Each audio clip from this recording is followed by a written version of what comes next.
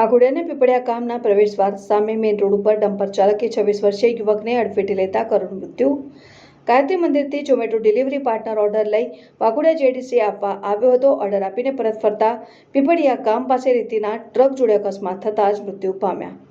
Truck સાથે અકસ્માત થતાં ટ્રકનો ડ્રાઈવર ત્યાંથી ફરાર થઈ ગયો. ત્યારબાદ એમ્બ્યુલન્સ અને પોલીસ સ્થળ ઉપર આવ્યા બાદ ધીરજ હોસ્પિટલમાં લઈ જવામાં આવ્યા.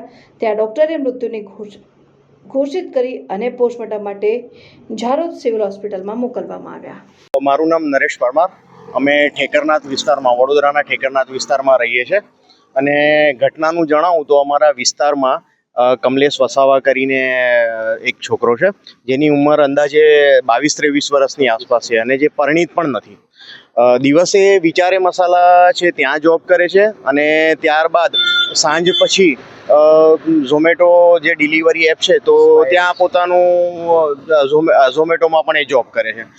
કાલ રાતના બનાવમાં કહીએ તો એ પોતાની ડ્યુટી પર હતો. તેને એક ઓર્ડર આવ્યો વાઘોડિયા તરફ, ડિલિવરી એ પૂરી કરીને રિટર્ન થતો હતો. ત્યારે આપ તમે જોઈ શકો છો કે અહીંયા પીપળિયાનો જે ગેટ છે ત્યાંથી એ પસાર થઈ રહ્યો હતો અને સામેથી ફૂલ સ્પીડ પર ડમ્પર આવીને ડમ્પરે તેને પોતાના અડફેટે લીધો અને ઘટના સ્થળ પર ડમ્પર એ રીતે તેની પર ચડી વળ્યું કે એ બાળકે પોતાનો જીવ ગુમાવવો પડ્યો.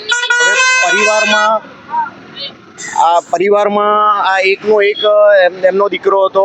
એમના મોટા દીકરાનું 1 વર્ષ પહેલાં જ મૃત્યુ થયું છે અને પરિવારમાં કમાવનાર આ એક જ દીકરો હતો, જેના પર જવાબદારી એવી હતી કે જાણે બે જગ્યાએ જોબ કરવી પડતી હતી. અને હવે આ ઘટના એવી ઘટી કે પરિવાર પર એવું દુઃખ ફાટી પડ્યું છે કે હવે કમાનાર કોઈ રહ્યું નથી. આ એમના પિતાને તમે જોઈ શકો છો કે તે પણ છૂટક મજૂરી કરીને પોતાનું જીવન ગુજરાન કરે છે. હવે આપ શ્રી મીડિયાના માધ્યમથી જણાવવાનું કે પોલીસ તંત્ર પોતાની જવાબદારી નિષ્ઠાપૂર્વક નિભાવે અને બાળકને જ્યાંથી પણ જેટલું વળતર મળવાનું હોય એ વળતર સારી રીતે મળે અને એ દીકરાને ન્યાય મળે.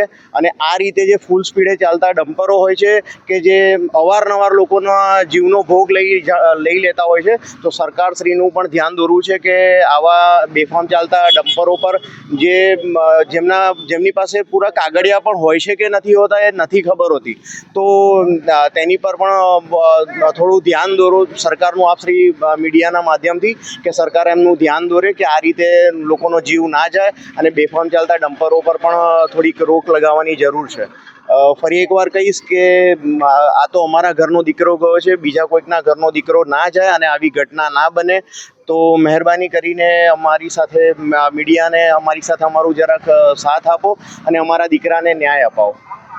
જી કાકા, તમારો એક પુત્ર એકનો એક જ હતો. આ અગાઉ 1 વર્ષ પહેલાં પણ એક દીકરાએ તમારું ઘર છોડ્યું હતું અને તેવી જ રીતે આ બીજા દીકરાએ આજે ઘર છોડીને ગયો, તમારા પર આપ તૂટી પડ્યો છે. શું કહેવા માંગશો? ના ઘટનાની જાણ તમને કઈ રીતે થઈ છે? અમને તો આમ ફોન આવ્યો એટલે ફોન પર ખબર પડી, સાંજે રાત્રે ખબર પડી આ બધી વસ્તુ 9:30. તો તમે શું ન્યાયની શું આશા રાખો છો? કેવી આશા રાખો છો કે શું થવું જોઈએ? તમારા દીકરાને ન્યાય કયા પ્રકારનો મળવો જોઈએ? કાયદેસર બધું થવું જોઈએ કાર્યવાહી. આપણે તો એ જ છે કે આ જે છોકરા જોડે થયું છે, છોકરાને પૂરો ન્યાય મળવો જોઈએ અને જે રીતને કાર્યવાહી કરવાની છે કે જેની તપાસ કરવાની છે એ નિષ્ઠાપૂર્વક સારી રીતે બધી જ રીતે થાય એવી અમારી નમ્ર વિનંતી છે સરકારશ્રી તરફથી. જી, આપનો પરિચય? અરવિંદ વસાવા. હું ઠેકરનાથ રહું છું અને મારી માસીનો જ છોકરો છે.